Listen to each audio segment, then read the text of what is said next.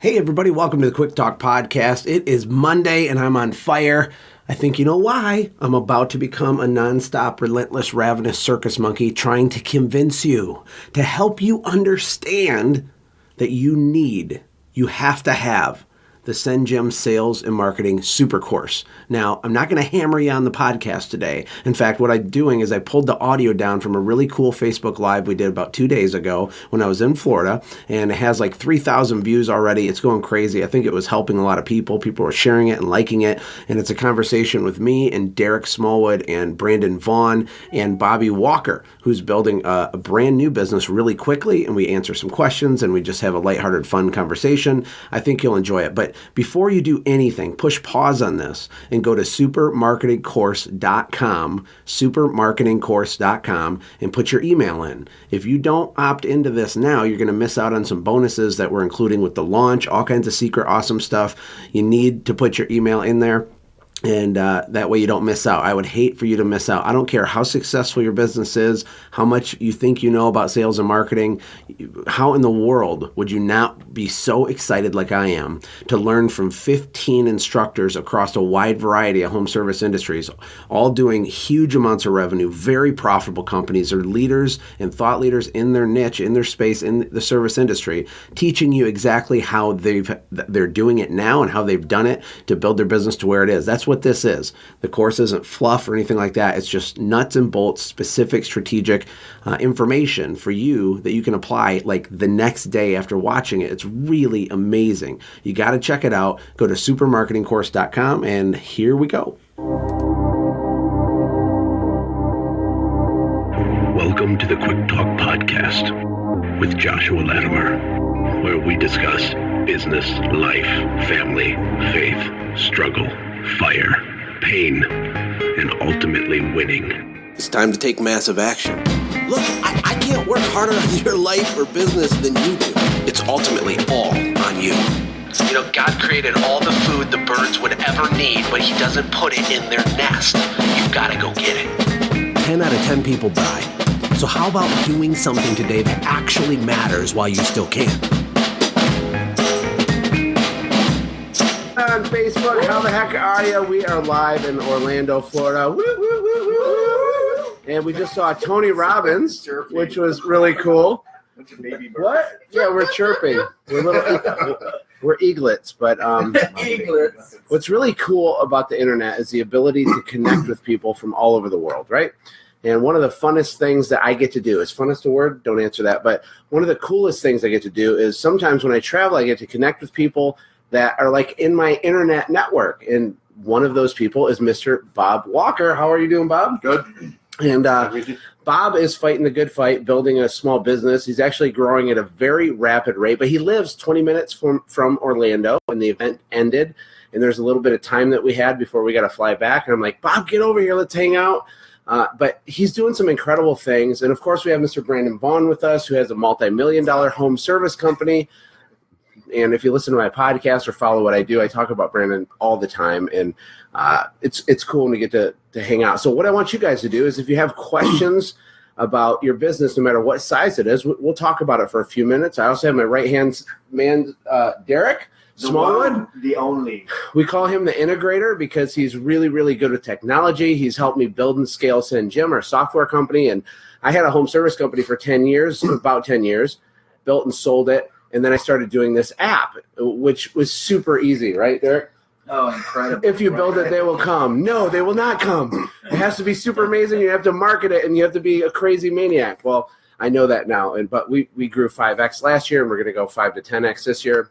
It's going to be amazing. So here's the deal with Bob. Bob has a young business, about 14 months old or so. Mm-hmm. And he's going to do $400,000 in revenue this year. And it's going to happen. And the unique thing about Bob, and the reason I asked Bob to come over here, because I get a lot of requests to connect with people, but Bob stands out to me because, I'll tell you, it's really simple. He's a doer. When I first met him, I don't know, maybe a year ago or close to that, he'd ask a couple questions because I get asked a lot of questions. I usually answer them if I can, if I have time. But people don't actually do it. They don't do the stuff. I'm not mad at you for not doing it. My heart breaks for you because you don't do it. Bob did it. And then he asked a different question. Hey, I did that. What do I do with this? And then he did that thing. and they did the other thing. And within just a few months, starting from nothing, after losing a job with his back against the wall, he's doing $10,000, $20,000, $30,000 a month. It's crazy, and it's a crazy story. So, do you guys have any questions for Brandon, for Derek, for me, or for Bob? What's going on? We got about 33 people on here. Let me give a shout out to everybody that's on here. We're looking at Mike and David and Ashley. Oh, my wife's on here. What up, baby? I miss you. I'll see you tomorrow. We got Ron. We got Mike Callahan. Mike Callahan is amazing. He's got a multi-million-dollar lawn care business. He's awesome, super smart.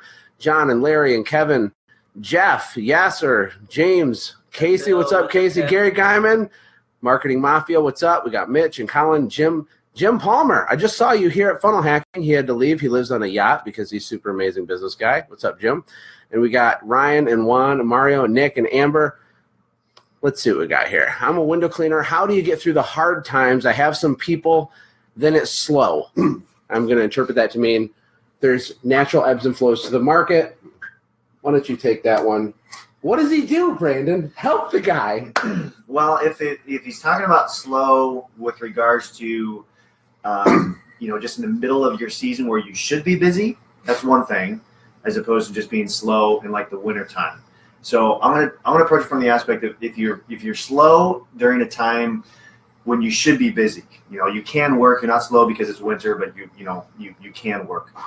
Usually, what that's the cause of is doing what I was guilty of every single time in my window cleaning business when I was growing. Is I would get into a mode where it was sell, work. Oh crap! Yes, sell. right. Work. Oh crap! I have no work. Right. And so the tough part about that is that you have to structure and plan your sales in a way so that you're actually selling while you're working and while you're busy, right, and continuing that sales process, not just being like, oh sweet, I'm booked out for 2 weeks, a month, 2 months. Yeah, you have to continue selling and continue doing that. And if you're booked out 2 months, get another truck. Right. Go get another one. If you're booked out 3 to 4 weeks, get a new truck. One thing that was amazing to me is that AC Lockyer, who's one of my personal business mentors, he was really, really ballsy, if I could use that expression. But that means aggressive. He would, if he was booked out more than 4 days, he would put another truck on the road. Ours was 3 weeks. 4 days? 4 days. Wow. Well, he made a lot more money than me. There's a reason why he was able to scale up to 30 trucks is because me, like in the earlier years, if I was booked out for 2 months, I wore that like a badge of honor. I was like, yeah, I'm booked out for 2 months. People want me. Right. Because I was scared. But the opportunity cost is immense. It is. Yeah, you should start losing a lot of customers. It's massively bad. Value, and so you have to keep up the capacity. So always be selling and keep pushing through there, and don't get into that habit to where you just sell and then you stop and you work. And this is just like a fatal sin that's normal that we've all done, is that small businesses, they do marketing backwards. It's not that you're not aware you should market, but you market when there's no work or people don't want to buy your stuff, and you stop spending money to market when everybody wants to buy your stuff, because there's always a natural ebb and flow to your service. It's different on where you are in the country and stuff, but there is like a buying cycle and stuff. And me and Brandon actually talked about this, and it doesn't have to be a cliff. You can round out those things, but there are natural times of year when people get your thing, like when they clean their carpet or they get their gutters cleaned or they do the stuff. You need to be aware of that ahead of time. You don't have to be a rocket scientist. Just plan for it and market when people are buying. Hopefully that helps. We got Timothy. He says, what's the biggest thing you do to get over self-limiting beliefs? I think that's a great question for Bob. Bob got fired from a job or downsized and had to start a company and was probably panicking, and you're going to do 400,000 your second season, not knowing anything. I'm sure you're still battling self-limiting beliefs. Every time you say that, I'm thinking I'm not going to hit 400,000, but that's the plan. I think there's a couple of things, guys. One is I think we just got to realize that the people that are successful out there, they're just normal people that have done it. They're just normal people that did the right things every day. And then two, I've got to realize that I'm as good as anyone else, and that's the bottom line. Is I know I've heard Josh talk about it, and Brandon talked about it on a podcast this past week where they've all had failures, they all have doubts, they all have fears. You were talking about, you'll get beat up and you'll put your head in the sand and kind of want to hide for a little bit. And I'm like, wow, Josh is successful. And that was like last week. Yeah, and Just to be clear, it's hard to do this. People have it's real hard. Their expectations sometimes are just wrong when they go into it. So then when they get smacked, they just collapse. It's hard. Yeah, and so my point on that is this: is if I realize I'm as good as anyone, and the fact is, you are. Now you have your weakness. You have a strength Josh doesn't have. He has a strength you don't have. Whatever, but we all have the goods to do it. So then we just got to be honest with ourselves. Whenever we have a failure, you got to look in the mirror and be honest and say, okay, I failed because I didn't stick to the plan. I didn't do the basics. I wasn't marketing. I wasn't selling. I wasn't cashing checks, or I wasn't going back to number one, which was marketing. What I was really doing was wasting money on working on my business when I don't have a business to work on yet. Something like that. Ooh, that's a goal. That's a truth bomb. That is. Over systemizing things as a way to procrastinate because of the fear of actually going and selling stuff. So yes. So now back to the self-limiting beliefs. One thing here, let me get you over it. You're as good as anybody.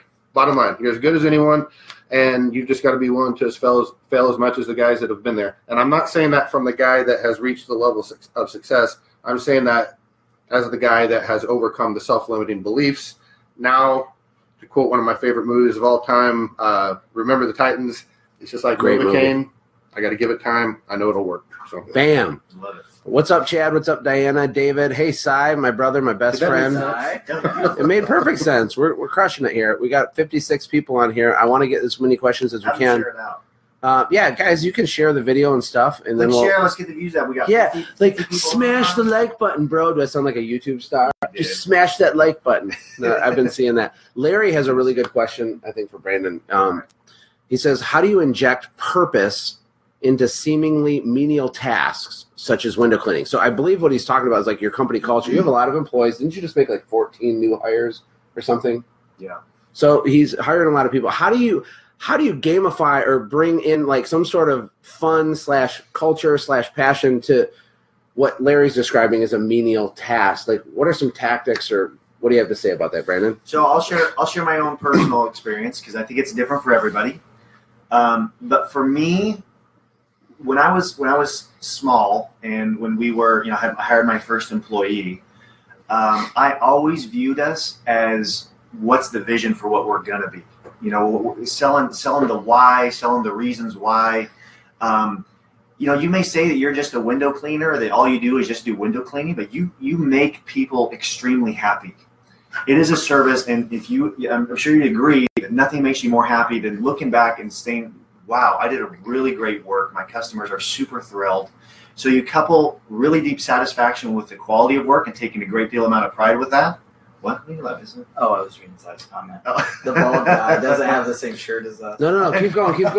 That was good. Finish. And so and then the other thing is that I kept selling the vision of our company becoming a national company, even though I knew that it probably wasn't me that would take it to that finish line, because I always had the strategy that I wanted to honestly automate, grow, and sell my company. There's a plug for you, Josh. Yeah. Automate, grow, and sell my company. And that's actually one of the things that attracted me to Josh. Well, even if you don't want to sell, you should build a sellable company because it protects your family. There's massive benefits to it. It's more turnkey. And it's just a better business. But my takeaway from the question of how do you sell the idea to employees about a menial task, I think the real root problem is that you think it's a menial task. If you don't think it's cool, how can someone else think it's cool? Remember Kirk Kempton? It's not a menial task. It's amazing. Remember Kirk Kempton sitting down with the CEO of Infusionsoft? Yes. Tell that. So, I don't. If Kirk's watching, sorry, I'm going to probably butcher the story, but Infusionsoft is a multi-gajillion-dollar company. The CEO of it talked to our friend Kirk Kempton, who had a window cleaning business, and he said he was in a room full of all these other people who had really sexy businesses, and he goes, "Well, I just don't think." He's like, "I just don't really have a sexy business." And the CEO stopped. He got mad. He got everyone in the room, and he said, "If you don't think that your business is sexy, why would any of your customers want to do business with you? Because they're not going to think it's sexy either. You have to look at it and say that your business is sexy and it offers this incredible service, and be so proud of your brand and so proud of what you're doing.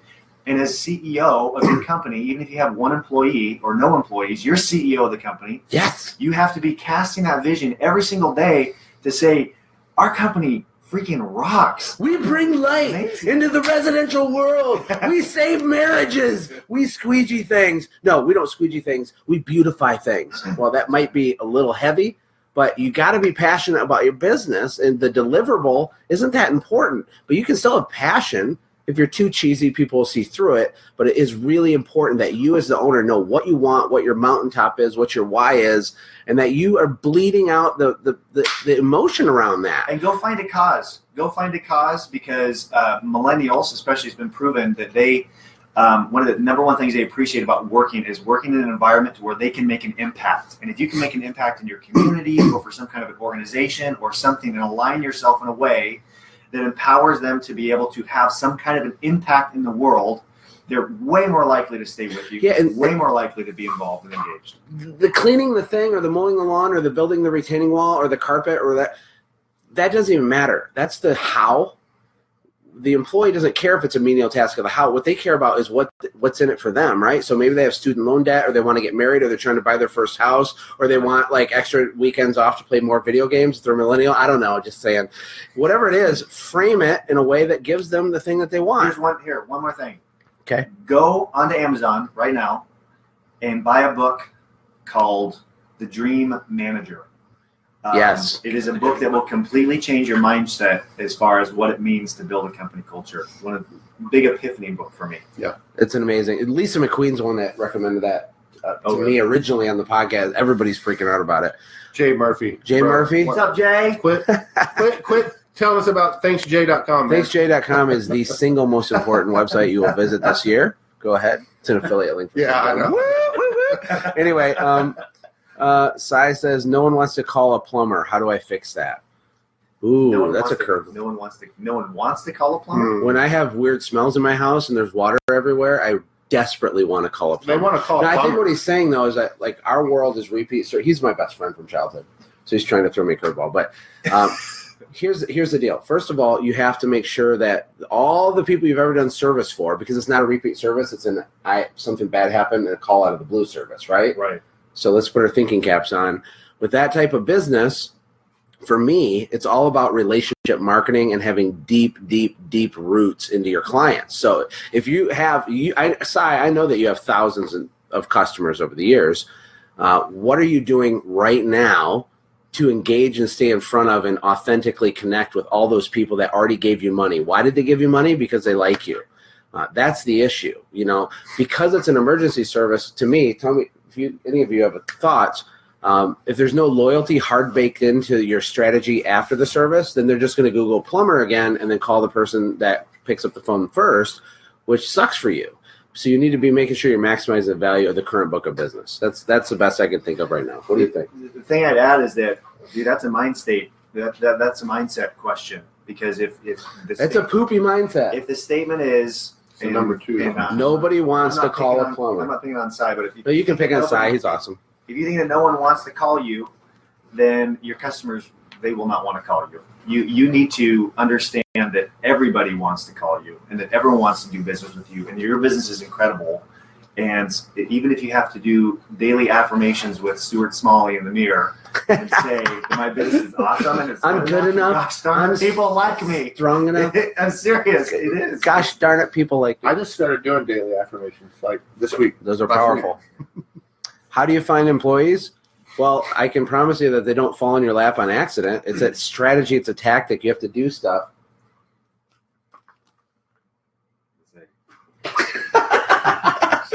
You have to do stuff. It's a thing. It's a thing. It's not a byproduct of like, oh, man, bummer for me. You have to do it. So it's a strategy. First of all, who's your attractive employee? What's your avatar? What words can you write on the job post that attracts that type of person to engage with you? After they engage with you, what words do you say to them to see if they're a bold-faced liar and to vet them and to call their references? What does that look like? After that, right? And a good way to find employees is to look at current employees, your warm network of people, ask for referrals, say exactly what you want, use social media, and then use every other channel you can. Let's get some other questions here, and we're going to have to hop off because we got an early morning tomorrow. You guys are awesome, by the way. Let's see what we got. Brandon, do you take on debt to grow, or do you use company cash, self-finance? to pay for 100% of stuff.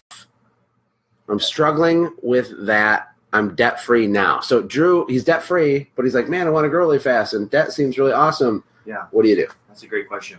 So for us, we didn't incur any debt up until we hit about 600,000 when we were debt free up to that point. That's when we got a line of credit for the first time. Yeah. Because So things actually, got weird with cash flow. my business mentor, she said, you really, really, really need to have a business line of credit, just in case. You don't want to be one accident or lawsuit or something away from instantly losing your entire business. You want to have some cushion. But when we actually started incurring debt was when I started financing some of my vehicles because we were growing faster than we had the cash capital. So we grew over 100% in one year's time span, which is painful. It was really painful, and we also, while we did that big growth, I learned a lot of really hard lessons on employees and managers and keeping managers accountable. And I kind of thought that I'd made it, and I stepped way back from my business and kind of enjoyed the fruits of my labor, but didn't set up accountability things. And it hurt my company, and it got us to a point to where we did not do really great financially for 1 year. And I really needed that credit and that availability to be able to kind of get us out of that slump. And then we were able to, get back up. And yeah, we tried to stay debt free. Having debt, it's not like it's. Well, here, let me say this.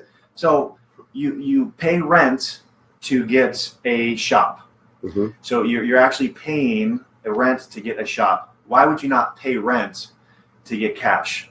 Because you don't have the ability to be able to buy that asset.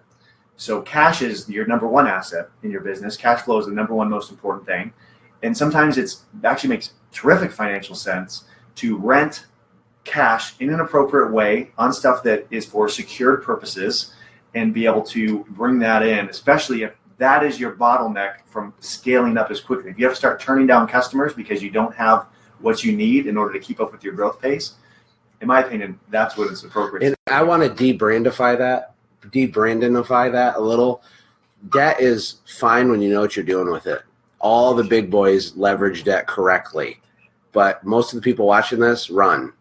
Okay, you don't need that yet. But it's situational. It's a hard thing to say. You got to be very careful, and you might spend it on the right thing. And one thing I'll say with debt or investment money is you never take on debt to experiment with stuff. You take on debt to invest in something that's already working. And this is the disconnect. So people say, well, if I just had $20,000, then my business would work. Right. No, it won't. No, it won't. Yeah, it's not monopoly money. If you have something like Brandon had put some systems in place where he was growing 100% per year. Well, that's not normal, but that's fine. And he had a handle on it. He had some good mentors in his life too. And so they strategically use debt strategically so that they could keep pace with the scale. Because if you paid cash for lesser vehicles, but it would have slowed down their growth. So, but for most people, they're not Brandon Vaughn, and he's a super numbers nerd. So in general, I don't like that. We financed 2 vehicles at my service company at the very, very end, and I didn't even like that. Brandon's company is a lot bigger than mine was. But hopefully that helps. Listen, we're going to have to sign off, but I want Derek to sign off. We're finishing up an amazing conference at Funnel Hacking Live. We're in Orlando, Florida at Disney World. It's amazing. I promised my wife I'd get a picture with Mickey Mouse. It didn't happen. I texted Mickey, but he never texted me back. He blew me off. I don't know. I thought it was cool. But Derek, can you share with us a few of the takeaways that you learned that would be applicable to home service companies? Whether it's mindset, self-limiting beliefs, how important it is to be around people that are motivated. Drop some inspiration, then we're going to sign off. Thank you, guys. Derek, you can sit here so they can hear you. Sure.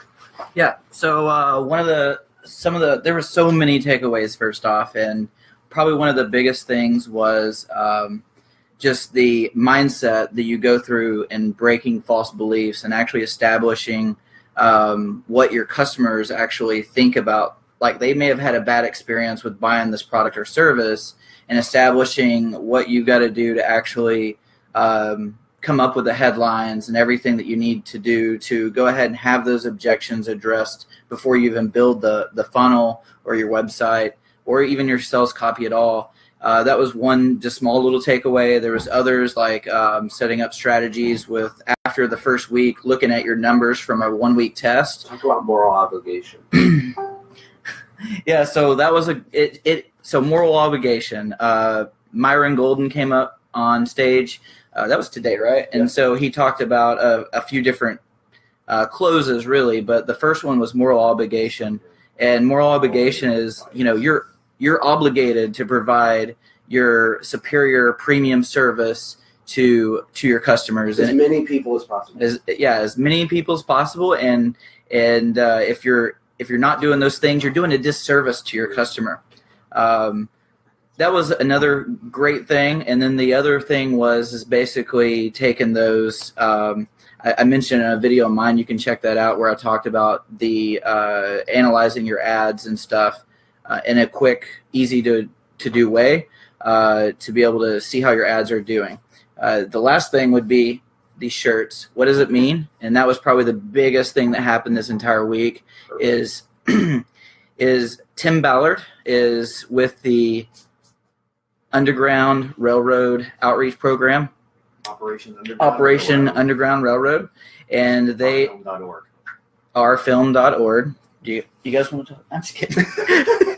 I'll put that link right here after I get done explaining it. But ourfilm.org is where you can go to get registered for the release of this documentary. Tim Ballard is he's a former CIA special forces cases thing. Yeah, special forces. Human sex trafficking for children. Yep, sex trafficking for children, and he wasn't able to make a huge difference because of the laws and how they work. And sex trafficking of children, organ donors of children, even just labor of children and stuff is actually a lot larger than we even have thought about. And we got the opportunity to watch the documentary with a screening, and it was actually the first time that Tim had seen the film, and it was just life-changing. Just tell them to go to the URL. They got to check it out. It's amazing. Type it in. Type that in. And then I think I did that. Yeah. There you go. Cool. Perfect. Hey guys, listen, thanks for hanging out with us. We're excited. We're in Florida. Woo! Bobby, thank you for coming and hanging out with us. Thank you very much. And how do you go in 14 months to a $400,000 business? I'll tell you, it's by actually doing. It's not about being perfect. It's not about building 500 complex systems. He's just doing the basic stuff at a high level. I mean, really. And it is your moral obligation to sell your stuff to your market. And when you hold back, you're hurting your staff, you're hurting their future opportunity, and you're hurting the people in your community that need clean carpet from you because you're the best, because you have integrity. You do the right thing when no one's looking. You're that person. You have to sell your stuff or you are hurting your local town. Do it. Stop having fear and self-limiting beliefs. And if you have it, get in a different room. Hang out with people that are hungry like you are. And thank you, Brandon. It was awesome hanging out with you this week. Guys. Bob, Derek, you guys are amazing. See you later, guys. Hey, thanks for hanging out, friends. And from all of us here at the Quick Talk Podcast team, we hope you loved today's show. We hope that you were inspired to become a doer and not just a listener. Apply what you've heard today in your own business and watch things change for the better. Lastly, remember that all the money in the world can't save your soul. Seek first the kingdom of God, my friends. We'll see you next time.